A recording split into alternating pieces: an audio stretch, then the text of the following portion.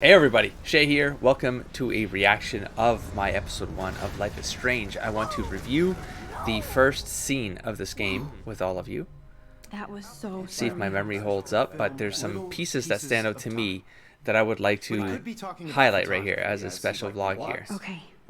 So I'm That looking was for so keywords scary. here and for subtext that from a narrative perspective, writers who are intentionally that they have intentionality behind their writing, which I think this game is absolutely stock like full of intentional symbolic symbolism and subtext. And some keywords stood out to me in this first scene. I don't know if it was in the first experience of this, because you know that she rewinds time and she comes back to this scene. There's some repetition that happens there, and that's where it keyed in. Like the keywords were starting to key in, because we had that scene in the bathroom with Chloe and the butterfly, and the whole butterfly effect and chaos theory and all that stuff was something that stood out to me. So, but why this scene is super important, even before I know anything else about what the potential direction is for this game, from let's say the midway point to Act 3, before I even know that, I'm in any experience, whether it's a novel, a comic, a TV show, a movie, it does not matter. When there is intentionality behind subtextual layering inside storytelling, it's almost always in the first, what I call the 15-20% of the media. Now in this particular case, it's set in 5 parts, right, this game. In my head, there's some it's like fractured down into another layer. So each one of these chapters or episodes, I forget what the official name of these are, but each one of those should have the 3-act structure, because each one of those is a standalone story, right? That's going to happen inside that module, but the modules are part of a whole. So this is similar. I've analyzed things like a comic series, like a graphic novel that has 6 comics in it. Each one of those comic issues should have some sort of thread to it, but then as a whole, like 6 comics inside a volume or a trade, they generally also have the arc. I've done this to Walking Dead, for example. Like, I meticulously was the first one I did this to, and then from there on, so I met 12 years ago, 10 years, but point is, then I did it to Brian K. Vaughan's Why the Last Man. I've done it to a couple series, but also I've done it to TV shows. So if a TV show has 24 episodes, you can generally find out what the share of, divide by 4, get the closest thing, and then you can start to modularize that breakdown too. Each episode has a standalone, but then as a whole, the season would have an arc, and there's probably stuff in the first, let's say, 4 episodes or 5 episodes that will kind of give you hints about what's going to be the turning point midway through the season, and then the end point. There's going to be some sort of way that all comes together, and then it's going to leave you with a cliffhanger or something like that for TV. Now, in this kind of video game style with Telltale Games, I have the fortunate, I mean, it's split into 5. It makes it very easy for me to kind of immediately modularize this into Act 1, Act 2A, 2B, and then Act 3. Act 2 being double the length of Act 1 and 3. So because this is 5, it's a little skewed, right? Because you got the extra episode in there. And so somewhere in the middle of an episode 3 or the chapter 3, I know I'm going to be in a transitionary point from Act, so like the midway point between Act 2, right? Act 2A to 2B. But the things that happen in the first chapter, and I would say even more than that, in the first the first part. So I forget the term that I used to have for that, or what I think it's called a stinger in TV shows. It's the stuff that happens before the credits roll and before you go to that first commercial. You're gonna have like that 5 or 7 minute part. I remember distinctly. I remember being aware of this before I even had this narrative pattern stuff. I was developing it and I was like analyzing it. I distinctly remember where my brain was starting to work this stuff out. It was for X-Files in the 90s. So this was before I even had academic studies to sort of back up some of my theories and ideas, and then get some more just information from other stuff out there that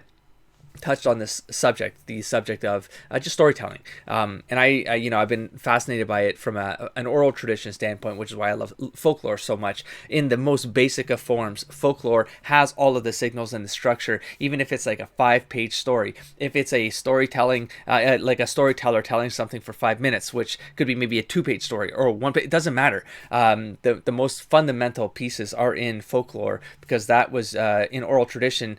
Some of those signals mattered for the storyteller to know where they were in the story when they were telling the story to the people listening. Now, this game has a lot of also native symbology going on, a lot of that subtext. It does carry through in some of those ideas, and so of course it returns me back to the oral storytelling, and then it almost makes this harmony between those storytelling pieces and what this game is delivering, which is some of that native layering, native folklore layering. So I find that fascinating, and it immediately intrigues me even more to pay more attention to what might be going on here. And so in this first scene, we also bring up the idea of photography.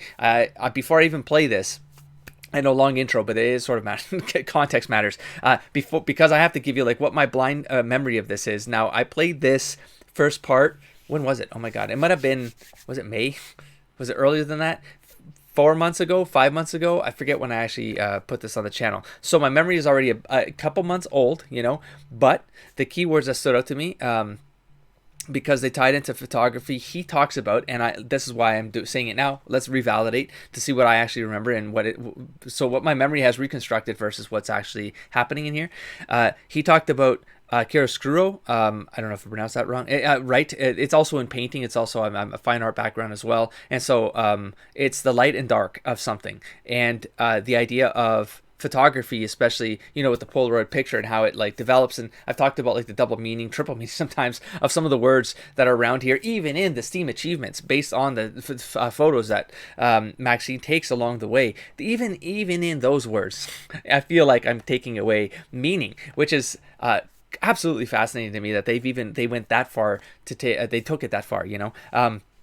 Okay, so light and dark of something, and I believe also the whole self-portrait is something that he touches on in this first in this lesson with the class here. The idea of self-portrait and identity, and immediately, because I was trying to read into what is this going to be about, you know, what's thematically and the spirit of this entire experience. What is this going to be about? And so that gave me the idea of like possibly an investigation of identity, like the who are you, what defines you, what makes up part of you.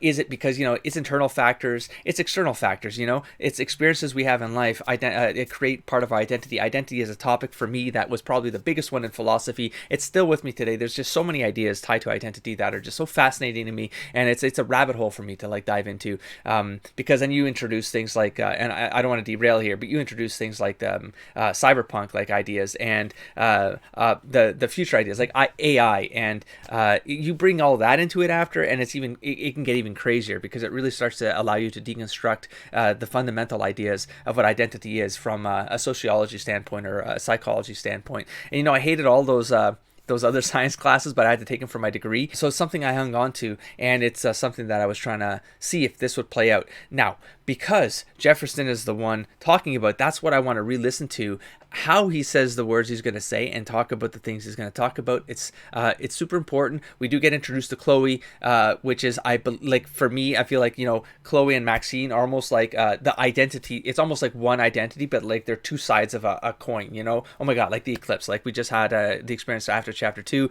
where the eclipse happens. It didn't even dawn on me until now. I'll talk about it in the LP because this is what happens when I start talking this stuff through.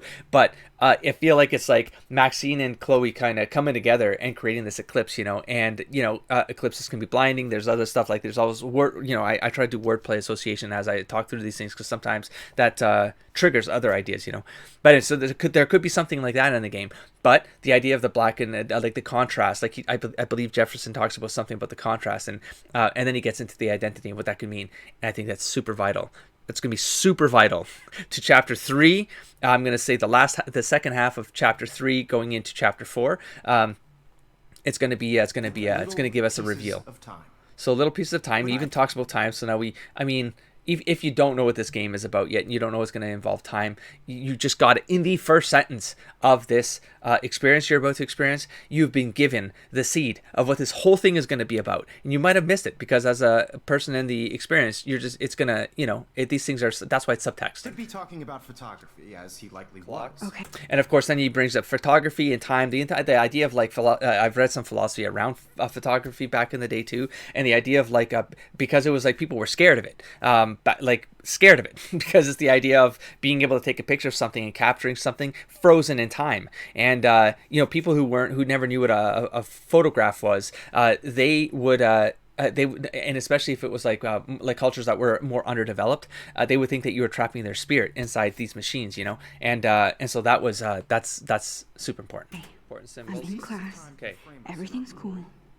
I'm Now okay. he's saying stuff there that I still can't hear. These pieces of time Jack, can from color to chiaroscuro. so the light and dark, Now, can you give me an or black and example white, of a obviously. But photographer who perfectly captured the now human purpose? let's Fall asleep. Images of hopeless faces. hopeless Keep that to places. yourself. That's okay. I don't need to know Eye. this stuff. So, Brilliant eye. she could have taken another approach. Okay, let's see what he says here. Tortured, right? Oh, Captured oh. the human condition. To Saw and human as frankly, it was torture, right? bullshit. They're still speaking. Shh, shh, shh, shh. Keep that to yourself. Okay. Seriously, though, I could frame any one of you in a dark corner. That was creepy as fuck. Like hearing that this time is like, because now I'm like formulating legitimate like thoughts of where I think this stuff is gonna go, and and in photography, there's a dark room is how you kind of expose photos. You know, you develop photos, but And capture you in a moment of desperation. that's fucking creepy. I didn't remember that line, but now that's really. I gotta go back into chapter 3 after this. This is right after playing the first part that I'm exporting right now, so I can upload it so I can go back into the game. But that was And creepy. any one of you could do that to me. Whoa. And any one of you could do that to me. Isn't that? So I feel like that, because this is right in the beginning of the experience, I'm saying like this is going to matter now. If not at the end of chapter 3, it's going to be vital for a chapter 4. Which would be the transition point from a chapter 2B into a chapter 3, where there's going to be like a huge reveal. There's going to be it's like a hero, so Maxine in our case, they're going to come upon a discovery, but it's going to cost them something. That's part of the hero's journey. It's part of the patterns. It's going to cost them something at the end of Act 2, and then for them to be able to get that back, it's going to be a struggle, and they might have to sacrifice a part of themselves or something, but then to come out of it and to come out on top and kind of defeat the obstacle. Which, I mean, I'm recording this now because I feel like I'm going to record ahead now, so I can't be spoiled. But I feel like it's going to have something to do with Jefferson. I think he is strung up around all of this stuff. He basically just gave his motives right there in the corner, the dark corner and stuff like that. And now, I mean, it's a bit of hindsight now, of course, because now we know the thing about like how I felt about how he talked to Kate.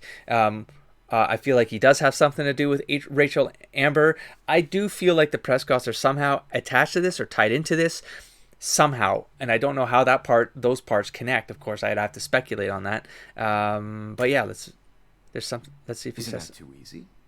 no, Too I'm not obvious? interrupt this man. Too obvious. What if Arbus chose to capture people at the height of their beauty or innocence?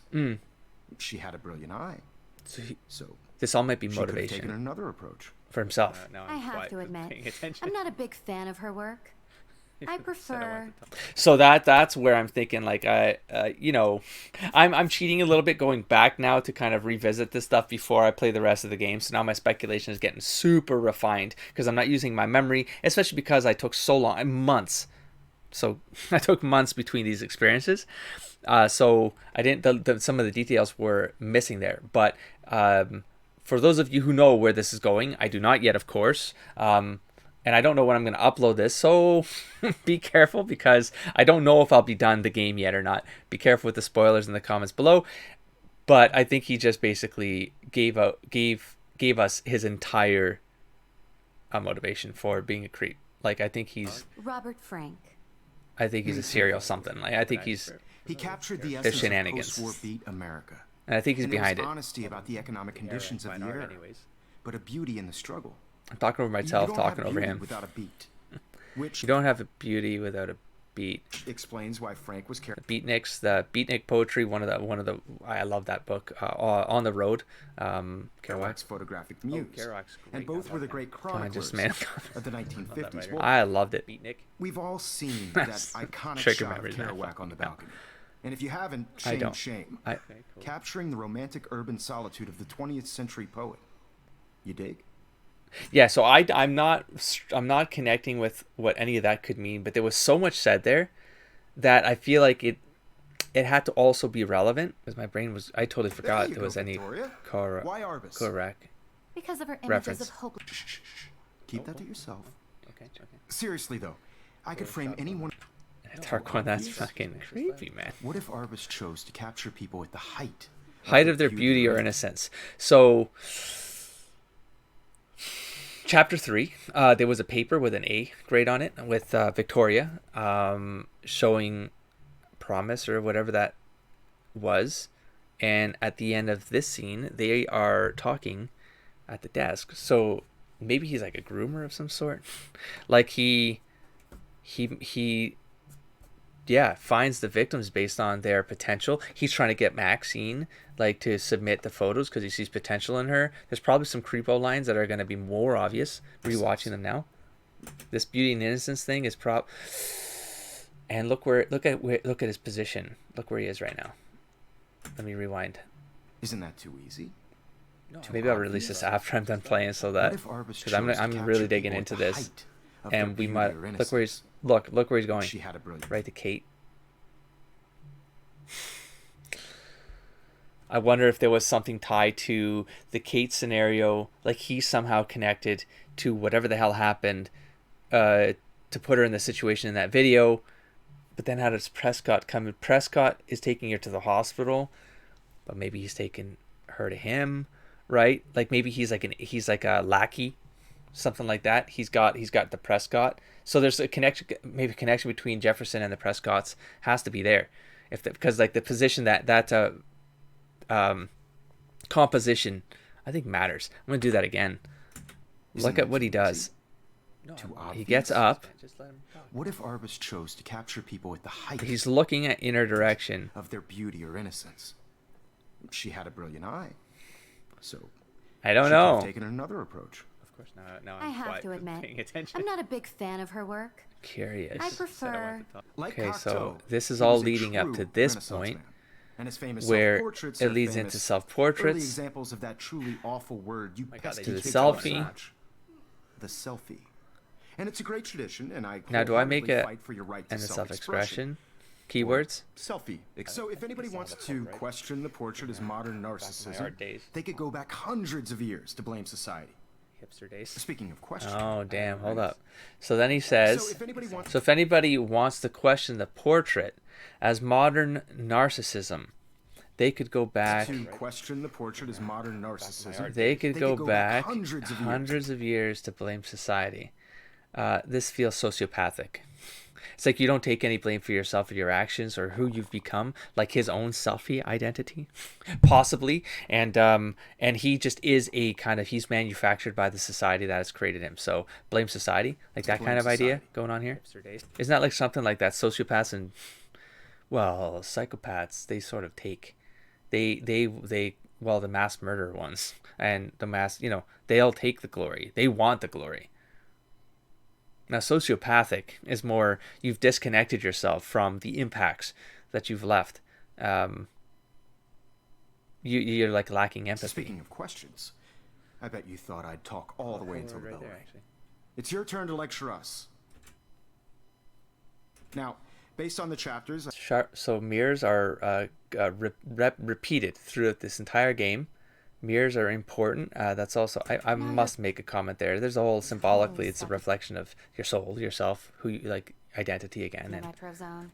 Sad face. The mirror, looking in on yourself, looking in upon yourself. But I just want Jefferson's lines right now because that's the point I'm trying to get at, is that this game has given us all the pieces that it's set up, and I think on replay is where you go, that son of a bitch. But when you're prepared to know that in this particular part of the storytelling there's going to be subtext that is likely already nudging you towards something that is going to happen, let's say 60% of the way into a narrative experience that triggers at the, let's say, the 75% mark, generally 60 to 70, 75, and you'll realize that all of that was already hinted in the first 10-15% of your experience.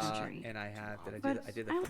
And that's just me kind of like, so this little vlog here, reaction is bonus, is for, some people might be new on the channel and they don't know why I get into this language while I'm playing the game, or I'm kind of in and out, and sometimes, I try to explain myself as I go just in case new people are coming on board. And for those who are usuals on the channel, you're going to hear me repeat these things in different gaming experiences, regardless of the genre, regardless of like how long the game is. It's just, I generally, I just lapse into that because I've been doing it for so long, and I do it very naturally because it's something I'm very fascinated in. I would love to get into deeper. just, post work, let's say, like when I'm closer to retirement. I would love to have 20, 25 years of doing this kind of thinking, and then possibly turn it into something, because I do I value all of this so much, and I feel like it's so important to the way that society gets fed information, and how they take it, and then they process it even subconsciously, and then they tell stories using the signals that they don't even know that they're doing. It's subconscious sometimes. Some writers will just use this stuff, and it's freaking so fascinating to me. So she could have taken another approach. She could have taken another approach. I have to admit, I'm not a big So we're just back here. So yeah, I think I've mostly got through everything I wanted to get through. Yeah, so beyond this point, she's probably saying stuff like this that could be important, but it's less important than that first speech, that the very first scene of any experience. Pay attention to it. Then we're seeing stuff like that, like noir beauty. There might be something in here. We got the whole light, dark and light. She makes a comment. Published pictures. I think she makes a comment. Maybe it's in one of the rooms, like or the posters outside on the lawn. Which is what. So and let me tell you. So when she leaves this and she goes outside, and then she's walking around, you see like all his like blown up pictures, and that's where I was like. So I locked into the first part of the game. I got, the game gave us that, okay, just keeps Jefferson in the back of your mind, because you're about to enter exploration mode, which is what happens when Act 2 kicks off. They sort of let you loose, and then you're supposed to get confuddled. You're supposed to get kind of thrown into something, and the storytellers will try to pull you away from what they just gave you. They gave you all the answers, but they're going to disrupt you a little bit. They're going to start throwing more people. They're going to start throwing characters at you, and your brain is going to have to organize all the new information. And that's why all of that is done at that particular point in a narrative, which is usually at the 20% to 30% mark. They're just feeding you information, because it doesn't really matter that you keep it all, because they know that's when a person is sinking into the experience, and they're kind of half paying attention until you do something and they go, whoa, and then you shock the person to start listening deeper, And so, but the fact that they carry Jefferson's name through, even when you left this particular classroom, I was like, no, it's locking into Jefferson as being a key figure for the entire narrative. Otherwise, you just don't spend that much time on a particular name or a character in a story, because you really want to you want to make that meaningful. You want to introduce the meaningful characters in the first 20% of a story. And this, so even Kate being introduced here, which is strange, because then something happens or doesn't happen to her at the end of Act 2. But her being here in the first act, and then in Chapter 2, it leading to what it leads to, all of that is important, because her story and the thing that happens with the whole Prescott thing taking her, from that party, and those videos, like, that has to matter. That's not just like a slice and life thing that happens with Maxine in this narrative, and it's just supposed to be a thing. No. It has to be super meaningful, because why? Because Kate is in the first 15-20% of the experience, and so Kate Marsh has to, whatever's going on with her, the subtext behind that. So let's talk about that. So like the falling from grace idea, the concept, that she's like the religious figure in this narrative, and what does that mean, right? And we have the vortex poster, right, with the falling person into the black hole. We got Blackwell. We got so it's like sinking spiral. So the spiral, right, got the black hole, Blackwell, vortex. Idea of the falling figure or the tragic figure. It helps spark the story. And I mean, we know that this could have gone two ways. Like, this could have actually gone dark. But I think regardless of the way that goes, it still already gave us the signals that matter to the story. Is that she, it could go both ways, but they both matter. So had you not saved her, it would have been the kind of tragic sacrifice that would still have been a catalyst for Maxine to be able to be propelled into the middle of an Act 2 that would give her that the catalyst for her to then investigate, right, to be the Sherlock, to go. She has to get deeper into this mystery.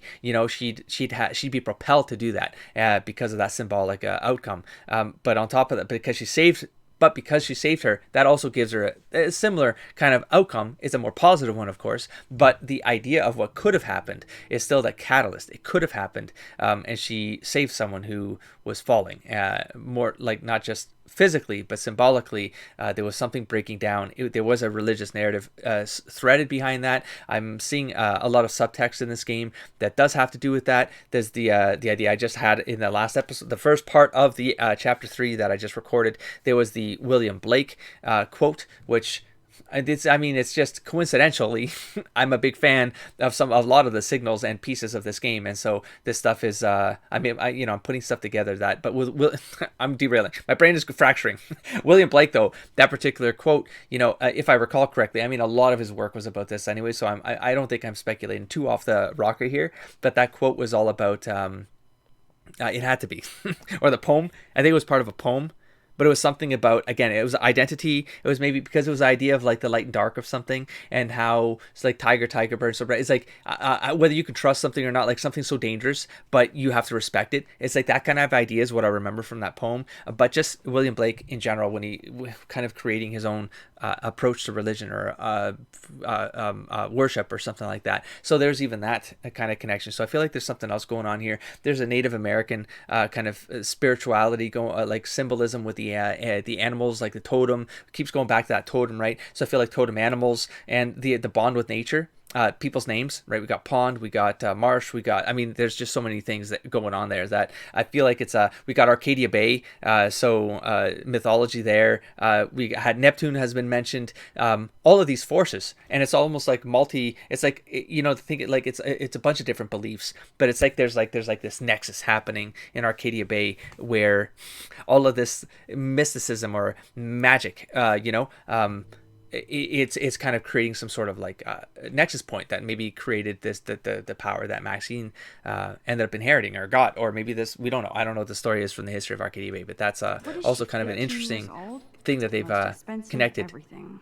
They're connecting in, or I don't know how far they go with that, but maybe they go further. Let me speed up here a bit. So we have to. It's a different deer shirt. Strangely enough, I've been playing the game thinking she's wearing the same shirt for like days now. I was like, no, it's different shirts with deers on it. Good deal. Max, you're a better photographer than a liar. Now, I know it's a drag to hear some old dude lecture you, but life won't wait for you to play catch up. You're young, the world is yours, blah, blah, blah, right? But you do have a gift. That line stuck out to me because we know as players, we literally do have some kind of gift, and we just used it. I feel like I made a comment about that at some point. Maybe it was when we come back and talk to him. But anyways, that feels important to me. So I don't know if part of me is like, does he maybe know something, or because this is playing with time, right? So then there's also the whole scenario of like, there might be some other screwery going on here where this isn't actually the present time. Like you can do stuff with this where you're this is where my brain starts breaking. It's stuff I've kind of read into too, just the philosophies behind time travel and just the concept of like the ideas behind why it can or cannot be possible, and all the paradoxes that kind of stuff creates. But in an experience like this, it's like, we already know she had that vision, but it's like part of me is like, has always thought no, or maybe I've already made the comment. I forget what I've said in the first 10 episodes of this Let's Play, but maybe that wasn't the vision. That was the present, not a vision. That was the present. We've rewound ourselves. The first time was not actually the first time. What is what I'm saying? It's like, yeah, my brain is breaking. It's that it would actually been like one of her last times. She's put herself back to here, which is she's probably already done. I'm actually really confused. That's impossible, because then she would have already known the pieces that she was experiencing, but she feels like she's experienced them the first time. But maybe the power was so evolved that actually happened. It's not a vision. It happened. It's in some some alternate reality version of the timeline, and maybe she triggers herself to go back so far that she has to re-experience the pieces that led up to the point where she triggers that, and that would effectively create a loop. It would create a loop, but then it's like, part of me is like, things like Samuel and things like Jefferson make me go, what do they like? Do they maybe feel something, or maybe are they sensitive to something? Do they detect that something is up? So this is something I'm definitely paying attention to. I think it's only those two characters that has come up to where I've really felt like Samuel feels like he's going to represent something.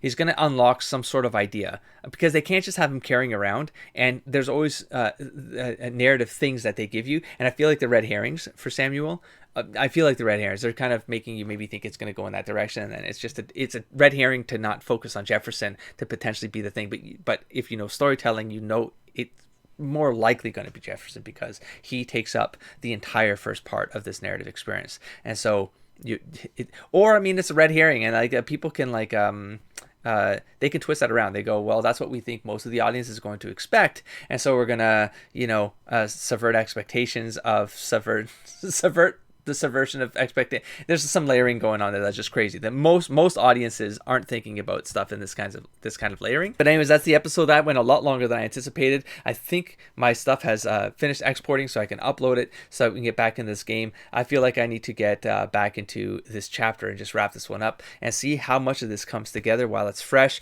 Because I talked it all through in this vlog, it's likely going to come out in the episodes as well going forward. I might have some repetition, but maybe I'll be able to collapse my ideas a little bit, be a little bit more streamlined about it, or I'll try to, not say so much, so that if people who miss this episode, they're not actually, they're going to get the information through the Let's Play itself, and they don't have to watch this vlog. This is just bonus content. But I hope you guys enjoyed it. I mean, I don't mind doing this for more games in the future, just like little bonus vlog contents about how I deconstruct things or what I'm thinking about, but I'm not saying inside LPs because I don't want to trigger spoiler potentials inside the comments before their time. I would just like to see, I would like to validate through my own experience and my analysis while I'm in these experiences to see what turns out. Whether I could be completely off the rocker, or I could be going in the right direction. But I like to kind of feel that organically in the experience, and not be guided, not kind of be triggered in the comments with someone denying or affirming something before I've kind of experienced it myself. But an idea like this that goes super into depth about what I'm thinking, like retroactively letting you all in on what I'm super thinking about, like hyper thinking about in that very first part of any game experience. I don't mind doing that kind of stuff. I think there's kind of an intriguing layer of extra entertainment here that for folks who are interested, you can take something away, and you'll know a little bit about what's going on in my head that's not coming out in my commentary when I'm doing the very first part of any game's commentary, because you'll just know, you'll be part of that kind of secret understanding that my brain is spinning. It's spinning and it's trying to connect the dots. And if I look a little strange at the camera at times, but I don't say anything, you will know that all of this, what you just experienced here, that's what's going on in my head, and it's going on very, very quickly. But I keep it loose enough that then I'm just waiting for the signals to validate the stuff that's going on in my head. So hope you guys enjoyed it. Let me know if you want to see more of these kinds of things, and I will catch you back in the game. Don't forget to explore, engage, and inspire everybody. Peace.